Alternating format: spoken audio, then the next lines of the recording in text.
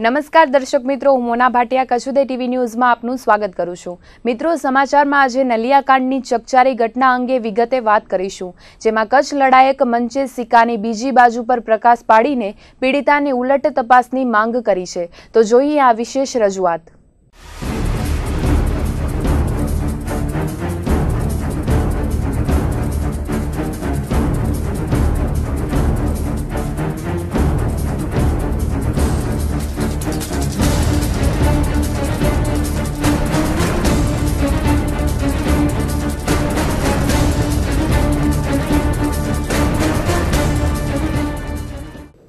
કચ્છના ચકચારી નલિયાકાંડની ઘટનામાં સિક્કાની બીજી બાજુ પર દ્રષ્ટિપાત કરવાની પહેલ કચ્છ લડાયક મંચના મોભી રમેશભાઈ જોશીએ કરી છે।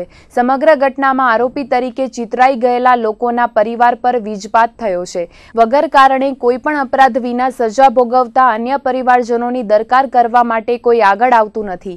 અંતે કચ્છ લડાયક મંચે છેલ્લા કેટલાક સમયથી પ્રચાર માધ્યમો દ્વારા મુહિમ ચલાવી હતી અને આજે તેઓ નલિયાકાંડના પીડિત પરિવારોને ભુજની રાજગોર સમાજવાડી ખાતે મળ્યા હતા। સમગ્ર ઘટનાને મંચે નિષ્પક્ષતાથી મૂલવીને ફરિયાદી પીડિતાની પણ ઉલટ તપાસ થાય તેવી માંગ કરી હતી। સામૂહિક બળાત્કારનો આરોપ લગાવ્યા બાદ તેને સાબિત કરવો પણ એટલો જ જરૂરી છે। માત્ર આક્ષેપો કરીને વિવિધ સમાજના મોભી પર તલવાર તાણીને નિશાન બનાવાયા હોવાનું મંચના મોભી રમેશભાઈ જોશીએ જણાવ્યું હતું। સામૂહિક દુષ્કર્મ કાંડની ઘટનામાં આરોપી તરીકેની છબી ખરડાયા બાદ તમામ લોકોના પરિવારજનોની કફોડી સ્થિતિ થઈ ગઈ છે। સમાજ વચ્ચે જીવન જીવવું પણ દુષ્કર બની ગયું છે। જેમનો કોઈ વાંક નથી તેવા 125 થી 150 પરિવારજનો વગર અપરાધે સજા ભોગવી રહ્યા છે। ત્યારે કચ્છ લડાયક મંચ આવા પીડિત પરિવારોની પડખે આવ્યું છે। કચ્છ લડાયક મંચના રમેશ જોશીએ પીડિત પરિવારોને મંચ પૂરો પાડ્યો છે। નલિયાકાંડની ઘટના ઉજાગર થયા બાદ પરિવારજનોને વેઠવી પડતી મુશ્કેલીને સમાજ અને કચ્છ સમક્ષ મુકાઈ હતી। દરેક પરિવારના લોકોએ તેમની વ્યથા સંભળાવી હતી અને આવા સંવેદનશીલ ઘટનાઓમાં કોઈના પર આંગળી ચીંધાતા તેના પરિવારની શું પરિસ્થિતિ થાય છે તેનું વાસ્તવિક દર્શન આ મુલાકાતમાં થયું હતું। આ ટાંકણે રમેશ જોશીએ પણ કહ્યું હતું કે નલિયાકાંડમાં જે લોકોને આરોપી બનાવીને કટખરામાં ઊભા રખાયા છે, પરંતુ તેમની સામેના આરોપ સાબિત કરવામાં ફરિયાદી પક્ષ નિષ્ફળ રહ્યો છે। પોલીસની તપાસમાં પણ કોઈ ખાસ કડી મળી નથી। આરોપો સાબિત થયા પહેલા જ તમામ લોકોના પરિવારની કફોડી હાલત થઈ ગઈ છે। ફરિયાદી પીડિતા પર તેમણે અનેક આક્ષેપો કર્યા હતા અને તેની પણ ઉલટ તપાસ થાય તેવી ભારપૂર્વકની માંગણી કરી હતી। એટલું જ નહીં, અગાઉ પણ રમેશ જોશીએ એવું જણાવ્યું હતું કે પીડિતા પણ સતી સાવિત્રી કે અનસૂયા નથી। પીડિતાનો ઇતિહાસ પણ ખરાબ રીતે ખરડાયેલો છે। તેવામાં તેની ઊંડાણપૂર્વકની તપાસ કરવામાં આવે તેવી માંગ તેમણે કરી હતી।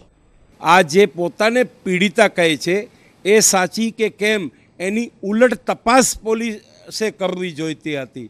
પણ આજે હું દુઃખની વાત છે કે આટલું બધું અભ્યાસ કર્યા બાદ આજે અને આ જે પરિવાર છે, ખરેખર તો હું આ પરિવારોને કે જેમને આરોપી બનાવવામાં આવ્યો છે એ પરિવારોને મળવા માટે તડપતો હતો, પણ સમયના અભાવે હું મળી શકતો ન હતો। અને હું એટલા માટે તડપતો હતો કે અમારી મંચ પાસે, કચ્છ લડાયક મંચ પાસે જે પુરાવા છે અને જે માહિતી છે એના ઉપરથી અમને 100% ખબર પડી ગઈ હતી કે આ એક બહુ મોટો ષડયંત્ર છે અને બહુ મોટો કાવતરો છે। આજે 7-8 પરિવારોને હું મળ્યો, એમની સાથે અંગત ચર્ચા કરી, મેં એમને પ્રશ્નો પૂછ્યા। આજે એ પોતાને ખબર નથી કે આ બધું શું થઈ ગયું। બધા લોકોનું એવું કહેવું છે કે બીજા દિવસે પેપરમાં આવ્યું ત્યારે અમને ખબર પડી, અને હકીકતમાં આજે પણ હું કહું છું, બધા લોકોને મળ્યા બાદ આ એક બહુ મોટો ષડયંત્ર છે। આ ષડયંત્રમાં કોણ કોણ સામેલ છે એની ઈશ્વરની કૃપાથી અને મા આશાપુરાની કૃપાથી અમને બધી ખબર છે। અને આજે આ તમામ પરિવારોને, અહીંયા જે મારા ભાઈ બહેનો બધા આવ્યા છે એ તમામ લોકોને આજે હું કહેવા માગું છું કે આ ષડયંત્ર છે, આમાં કોણ સામેલ છે, આ કાવતરો શા માટે રચવામાં આવ્યું, આમાં હેતુ શું હતો, એના માટે જવાબદાર કોણ છે, એ રજે રજની માહિતી લેખિતમાં કચ્છની પોલીસને કચ્છ લડાયક મંચે આપી દીધી છે। આપ એમ નહીં સમજતા કે હું અહીંયા વાત કરું છું. આ મારા અમુક મિત્રોને ખબર છે, જે મને જાણે છે. આ તમામે તમામ હકીકતો મેં LCB SP તમામ લોકોને આપી દીધી છે અને એ લોકોએ મને રીતસર નિવેદન માટે પત્ર મોકલાવ્યો. હું મારું નિવેદન દેવા માટે આવતીકાલે જવાવાળો છું. મને એવો વિશ્વાસ છે કે આપના જે પરિવારના સભ્યો છે, આજે હું છાતી ઠોકી કહું છું કે 100% એ નિર્દોષ છે, પણ એ લોકોને ફસાવવામાં આવ્યું છે અને એની પાછળ હેતુ છે પૈસા લેવાનું. અને ઘણા સમયથી અમે જાહેર કરીએ છીએ કે કચ્છના કરોડપતિઓને બ્લેકમેલ કરવામાં આવે છે, એમની પાસેથી લાખો કરોડો રૂપિયા કઢાવવા માટે આ ષડયંત્ર છે. કચ્છ લડાયક મંચના રમેશ જોશીએ નલિયાકાંડની ઘટનામાં પોતાની સંસ્થા દ્વારા ગુપ્ત રીતે તપાસ કરીને સાચી હકીકત સામે લાવવા બ્રહ્માસ્ત્ર ઉગામ્યું છે. આજે તેમણે નલિયાકાંડની ઘટનામાં જે લોકોના નામ આરોપી તરીકે ચિતરવામાં આવ્યા છે તેમના પરિવારજનો સાથે મુલાકાત કરી હતી, જેમાં તેમણે આક્રોશ સાથે જણાવ્યું હતું કે નલિયાકાંડની ફરિયાદી યુવતી પીડિતા નથી, પણ કચ્છને પીડનારી છે. તેને ખોટી રીતે નોંધાવેલી ફરિયાદને કારણે 8 પરિવારોની વલ્લે થઈ છે અને આ પરિવારોના પણ પરિવારજનો માથું ઊંચું કરીને જીવી શકતા નથી. ત્યારે તેમના પ્રત્યે હમદર્દી દાખવીને તેઓ ફરી માથું ઊંચું કરીને જીવી શકે તે માટે તેમણે આ લડત ચલાવી હોવાનું રમેશ જોશીએ જણાવ્યું હતું. વધુમાં ઉમેર્યું હતું કે કોઈ પણ પ્રકારની ફરિયાદ થાય તો તેની પ્રથમ તપાસ કરવી જોઈએ કે ફરિયાદ ખોટી છે કે સાચી. વાસ્તવમાં પીડિતા પોતે જ ખોટી છે. આ એક ષડયંત્ર છે અને નિર્દોષ લોકોને ફસાવવા માટેનું કાવતરું હોવાનું રમેશ જોશીએ જણાવ્યું હતું. ત્યારે આ ઘટનામાં કોણ સંડોવાયેલા છે, કચ્છની પીડનારની આ ફરિયાદી યુવતીને પાલખીમાં ઉપાડનાર તેમના સાગરીતોની પણ ઉલટ તપાસ કરવામાં આવે તેવું તેમણે કહ્યું હતું. અને આ માટેની ફરિયાદ પર પોલીસમાં કરાઈ છે અને કાયદો કાયદાનું કામ કરશે. કોર્ટ જ્યારે આ 8 લોકોને નિર્દોષ છોડશે ત્યારે છાતી ઠોકીને તેમની નિર્દોષતા સાબિત થઈ જશે તેવું મંચના રમેશ જોશીએ જણાવ્યું હતું.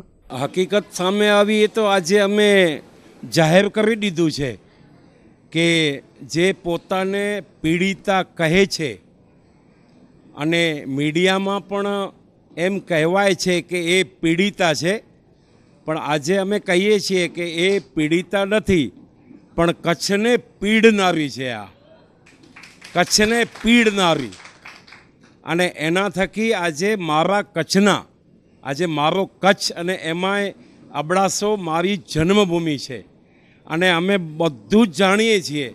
અને એટલા માટે આજના જે પેપરો છે એ આપ ધ્યાનથી વાંચશો તો આજે અમે જાહેર કર્યું છે કે આ જે પણ છે, કારણ કે હું તો એને પીડિતા કહેતો જ નથી, તો એની ફરિયાદ જ ખોટી છે અને ફરિયાદ ખોટી છે એના થકી આજે મારા કચ્છના 7-8 પરિવારો આજે બરબાદ થઈ ગયા છે. એ સમાજમાં ક્યાં ફરવાને લાયક ન હતા અને એના માટે જો કોઈ જવાબદાર હોય તો એ જવાબદાર એક તો કચ્છને આ પીડનારી છે, બીજા જવાબદાર એના સાગરીતો છે જે આ પીડનારીની પાલખી ઉપાડી રહ્યા છે. અને આના માટે ત્રીજા કોઈ જવાબદાર હોય તો લોકશાહીની ચોથી જાગીરમાં એક 7 બ્લેકમેલરો છે જેને અમે લોકો પેન માસ્ટરો કહીએ છીએ.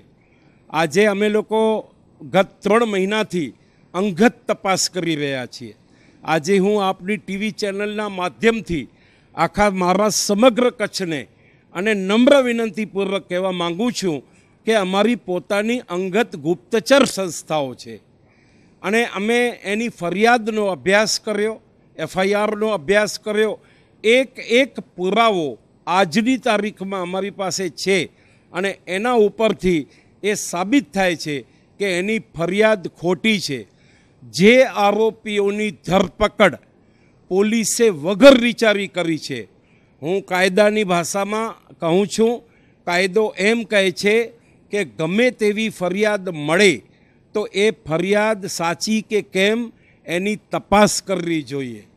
નલિયાકાંડની પીડિતાના પૂર્વ પતિ કલ્પેશ મોમાયાએ પણ આજે સરા જાહેરમાં આવીને ફરિયાદનો ભોગ બનનાર પરિવારજનો સાથે લડતમાં જોડાયાનું એલાન કર્યું હતું. નલિયાકાંડની ઘટના બાદ પીડિતાના પૂર્વ પતિ કલ્પેશ મોમાયાએ પણ પીડિતા વિરુદ્ધ ફરિયાદ નોંધાવી હતી. તો આજે પુનઃ તેમણે જણાવ્યું હતું કે પીડિતાના લગ્ન તેની સાથે ગત 31મી જાન્યુઆરી 2016ના થયા હતા.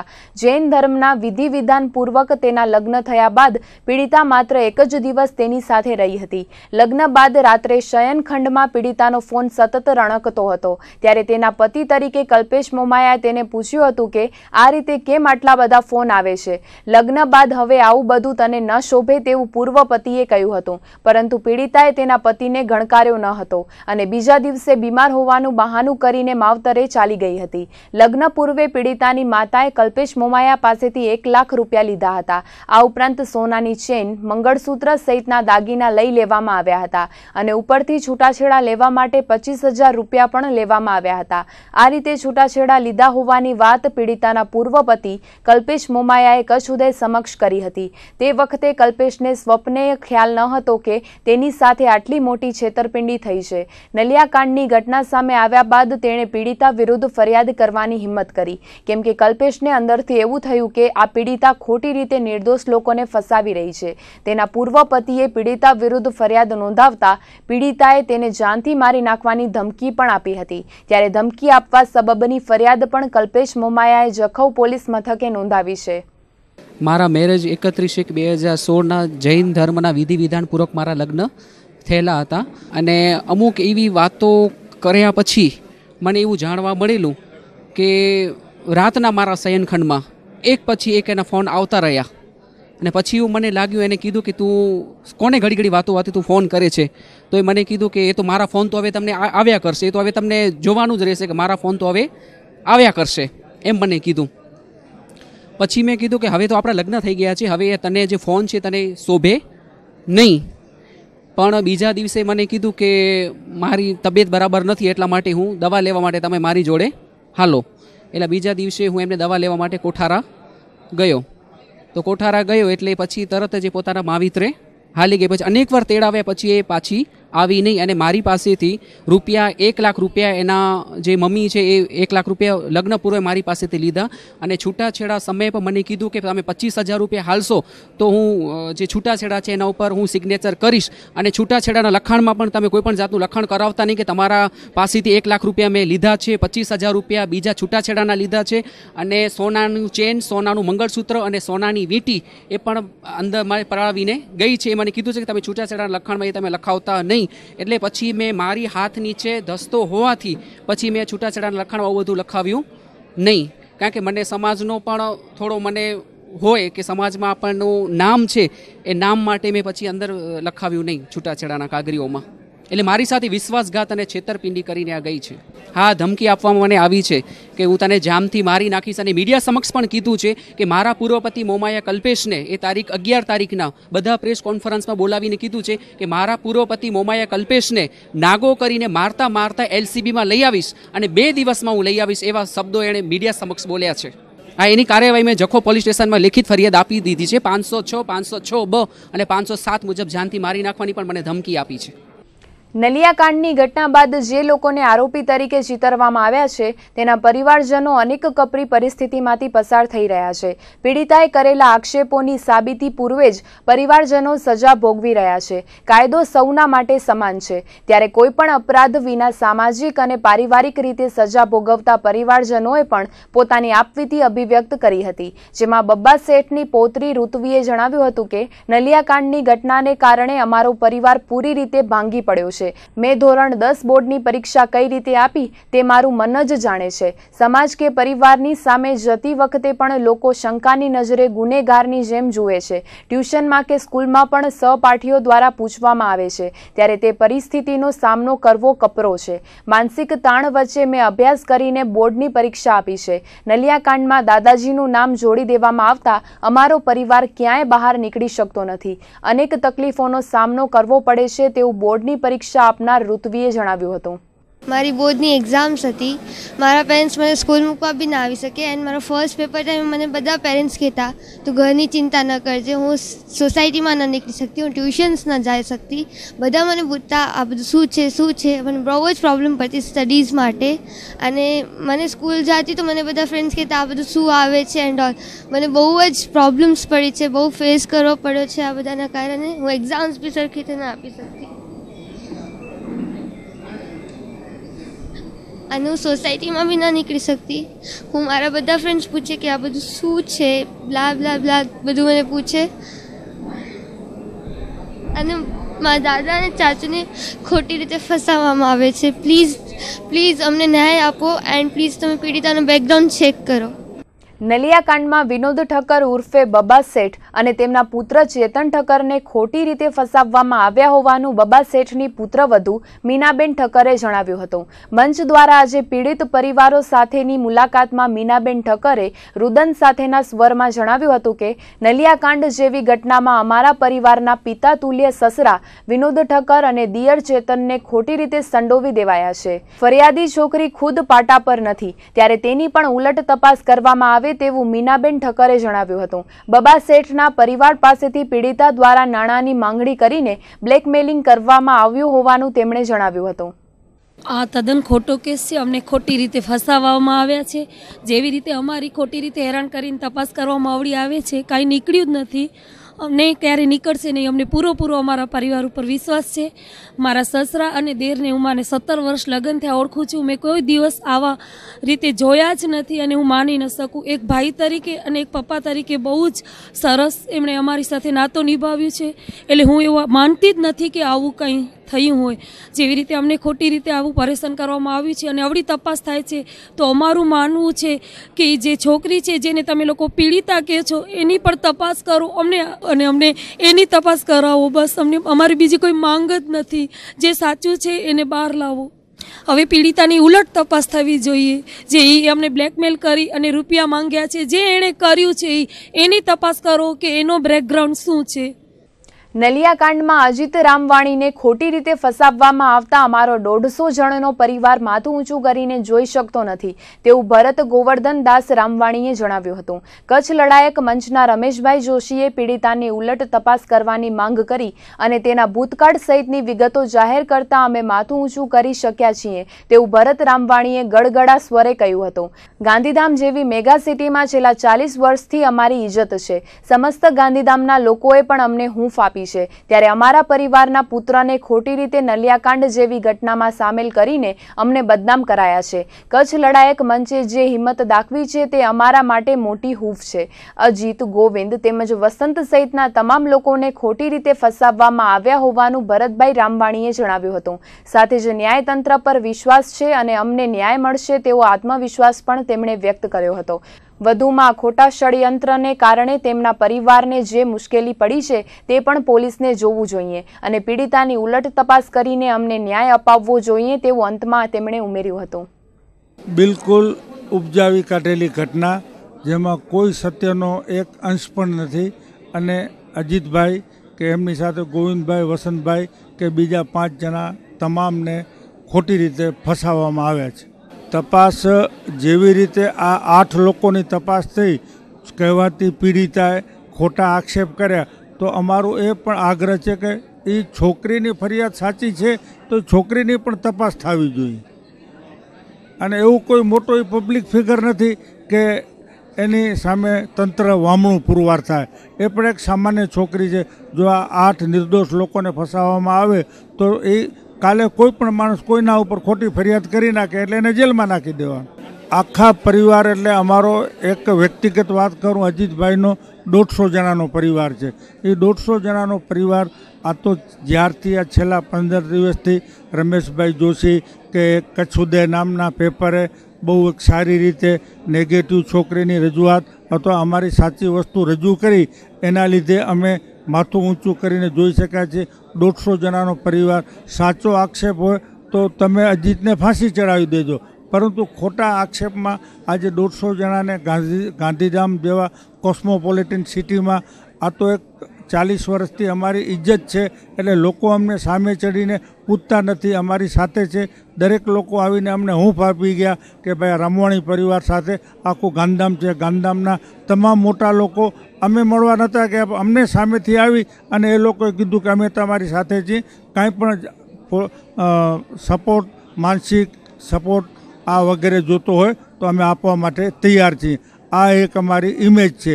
અને એ લોકો પણ કદાચ તપાસ કરી લે કે ભાઈ અજીત માટે કે અજીતના પરિવાર માટે, ગાંધીધામ માટે એક પણ વ્યક્તિ એમના માટે સાક્ષી આપવા માટે કે અમે ખોટા છીએ એ સાચા છે એવી વાત કરવા માટે કોઈ તૈયાર નહીં થયા ગાંધીધામમાં. તો અશ્વિન રવિલાલ સેજપાલના પરિવારજનોએ પણ પોતાની આપવીતીની અભિવ્યક્તિ કરી હતી, જેમાં પોતાના પુત્રને ખોટી રીતે ફસાવવામાં આવ્યા હોવાનું અશ્વિનના પિતા રવિલાલ ધારશી ઠક્કરે જણાવ્યું હતું. નેત્રામાં રહેતા રવિલાલ ઠક્કરે રૂંધાયેલા સ્વરે ગડગડા થઈને કહ્યું હતું કે અમારા પરિવારનું ભરણ પોષણ કરનાર એકના એક પુત્રને ષડયંત્રમાં ખોટી રીતે ફસાવીને અમારા પરિવારને બદનામ કરાયો છે. જે છોકરીએ ફરિયાદ કરી છે તે બ્લેકમેલર છે. અમારી પાસેથી તેણે પૈસાની માંગણી પણ કરી હતી. કઈ રીતે આખું કાવતરું રચાયું તેની અમને ખબર નથી, પરંતુ અમારા પુત્રને ખોટી રીતે ફસાવવામાં આવ્યો છે તેવું રવિલાલ ઠક્કરે જણાવ્યું હતું. નલિયાકાંડની ઘટના બાદ સમગ્ર કચ્છમાં અને સમાજમાં પણ અમારી ખોટી બદનામી થઈ છે, ત્યારે આ સમગ્ર મામલે ન્યાયિક તપાસ કરવામાં આવે તેવી માંગ તેમણે કરી હતી. તો અશ્વિનના ધર્મપત્ની મનીષાબેન સેજપાલે પણ જણાવ્યું હતું કે મને મારા પતિ પર પૂરો વિશ્વાસ છે. ફરિયાદ કરનાર છોકરી સદંતર ખોટી છે. ખોટી રીતે ફરિયાદ કરીને તેમના પતિને ફસાવાયા હોવાનું મનીષાબેને જણાવ્યું હતું. નલિયાકાંડની ઘટના બાદ સમાજમાં મોટી નાલેશી થઈ છે. ખોટી રીતે ફસાવવામાં આવતા ખૂબ જ દુઃખ થાય છે, પરંતુ કચ્છ લડાયક મંચ દ્વારા જે રીતે અમને હૂંફ અપાઈ છે તેને કારણે અમને સધિયારો મળ્યો છે. સાથે જ તેમણે કહ્યું હતું કે ફરિયાદ કરનાર છોકરીની પણ ઊંડાણથી તપાસ કરવામાં આવે તેવી તેમણે માંગ કરી હતી. આ નલિયા દુષ્કર્મ મામલો છે એમાં અમારો છોકરો અશ્વિનભાઈ છે, એને નિર્દોષ છે, એને ખોટી રીતે ફસાવવામાં આવ્યું છે. એ ક્યાં પણ એને એવું કાંઈક એવું જોયું નથી કે કહ્યું નથી, કોઈ વાત જ નથી, પણ ખોટી રીતે જે અદાવદી હોય અમને સમજણ નથી કેવી રીતે આવી ગયો છે.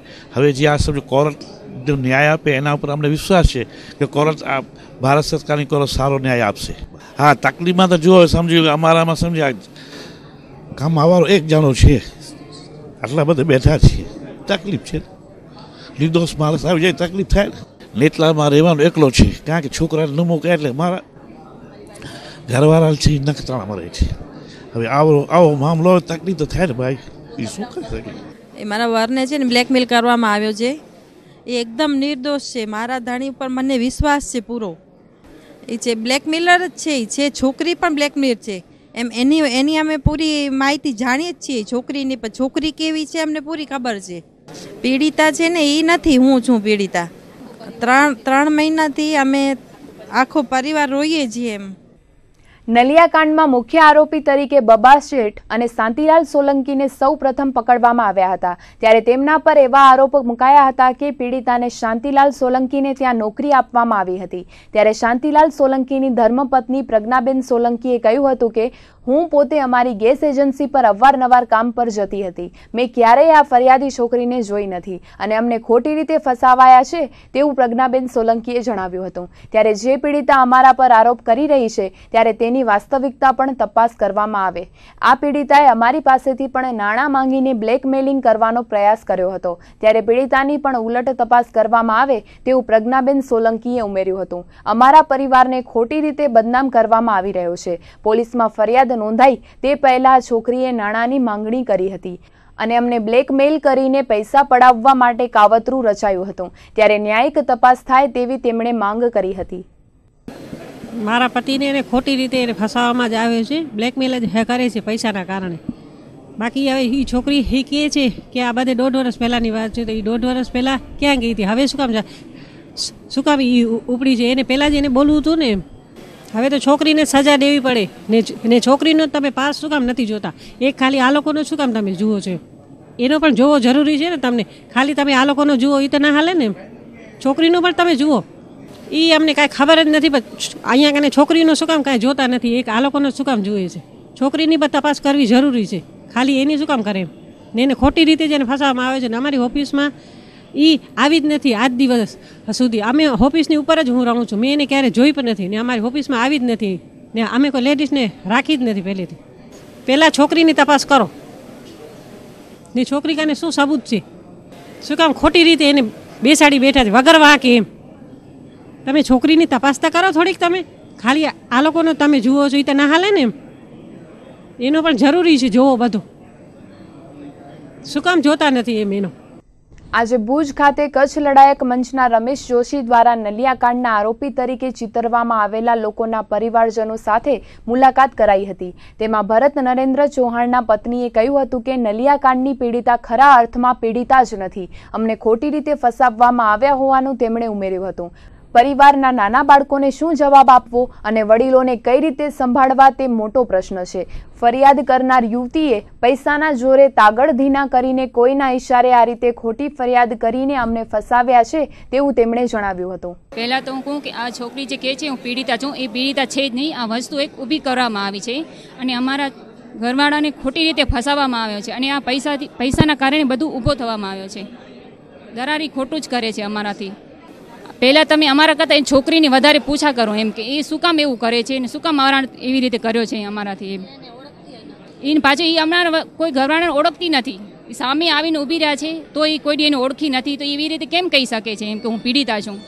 પરિવારને તો તકલીફ પડે ને, અમારા છોકરા નાના છે, રોજ એ પૂછા કરે છે મમ્મી પપ્પા ક્યાં છે, તમને એને જવાબ દેવું પડે છે એમ કે બાના દેવા પડે કે આજે તારા પપ્પા અહીંયા ગયા છે, અહીંયા ગયા છે, આજે આવશે કાલ આવશે. પરિવાર છે, પરિવારને તો તકલીફ પડવાની છે ને, મોટા મોટા મા બાપ છે, બધાને તકલીફ તો પડવાની જ છે ને. કચ્છ લડાયક મંચની આજે કચ્છ મુલાકાત દરમિયાન રમેશ જોશીએ સૌ પરિવારજનોની સાથે રહેવાનું વચન આપ્યું હતું. સાથે જ હું આપના દુઃખમાં ભાગીદાર બનવા અને પોલીસની તપાસ માટે આવ્યો છું તેવું કહ્યું હતું અને તમામ લોકો નિર્દોષ હોવાનું જણાવીને કોર્ટ જ્યારે તેમને નિર્દોષ જાહેર કરશે ત્યારે આપણે છાતી ઠોકીને કહી શકીશું કે તેવો વિશ્વાસ વ્યક્ત કર્યો હતો. કચ્છ લડાયક મંચ આપની સાથે છે અને હંમેશા આપની સાથે રહેશે. અને ઈશ્વરની એક વસ્તુ કહી દઉં, હું ભગવાન વિષ્ણુની અમે ઉપાસના કરીએ છીએ. માં આશાપુરા ઈષ્ટ દેવી છે, પૂરી ખબર પડી ગઈ છે. ખાલી પુરાવાના આધારે નથી કહેતો, પણ હું એક આધ્યાત્મિક વ્યક્તિ છું. હું જ્યારે પૂજામાં બેસું છું ત્યારે ઘણું બધું ઈશ્વરની કૃપાથી મને સંકેત મળે છે. એટલે હું એના આધારે કહું છું કે એ આરોપી તરીકે જેને કહેવામાં આવે છે એ નિર્દોષ છે, એમાં બે મત નથી. પણ એ નિર્દોષ છે એ આજે હું કહીશ તો ચાલશે નહીં, પણ કોર્ટ જે ટ્રાયલ કોર્ટ છે એ ટ્રાયલ કોર્ટ એમને જ્યારે નિર્દોષ સાબિત કરશે ત્યારે છાતી ઠોકીને આપણે કહી શકશું. ત્યાં સુધી ધીરજ રાખવી પડશે. હું તમારા દુઃખનો ભાગીદાર છું. બીજી વસ્તુ કહી દઉં, જેમ હું આપને મળ્યો છું આજે આ ટીવી ચેનલના માધ્યમથી હું કહેવા માગું છું કે કચ્છના અમુક મીડિયાવાળા, કચ્છના અમુક અખબારી આલમવાળા જેને પીડિતા કહેતા હતા, આ એ પીડિતા પોતાના પતિદેવની સાથે મુંબઈમાં અમારા વિષ્ણુધામ મંદિરમાં આવી હતી. શુક્રવાર તારીખ 17/2/2017ના રોજે 3 થી 4 1 કલાક સુધી હતી. અને આજે હું આપને કહેવા માગું છું કે 1 કલાકની અંદર એને જોયા બાદ અને એને 1 કલાકમાં હું સમજી ગયો કે આ પીડિતા નથી પણ કચ્છને પીડનારી છે આ. અને એ આપણે સાબિત કરી બતાવશું. આપની સાથે અમે છીએ. આપના ચેનલના માધ્યમથી કહેવા માગું છું કે ધીરજ રાખજો. ભગવાન શ્રી રામચંદ્રજીનું કાંઈ વાંક ન હતો, છતાં 14 વર્ષ સુધી વનમાં જવું પડ્યું. માતા સીતાનો કોઈ વાંક ન હતો, છતાં એને અગ્નિ પરીક્ષા આપવી પડી. માતા સીતાનો ભગવાન રામચંદ્રજીએ ત્યાગ કર્યો હતો. એટલે જે આરોપીઓ હમણાં છે, જેને આરોપી કહેવામાં આવે છે, એ આપ ચિંતા નહીં કરતા. દૂધનો દૂધ અને પાણીનો પાણી થશે. આપ લોકોને આશ્વાસન આપવા માટે, આપની સુખ દુઃખની વાતો સાંભળવા માટે અને તપાસ માટે આજે હું મુંબઈથી આવ્યો છું.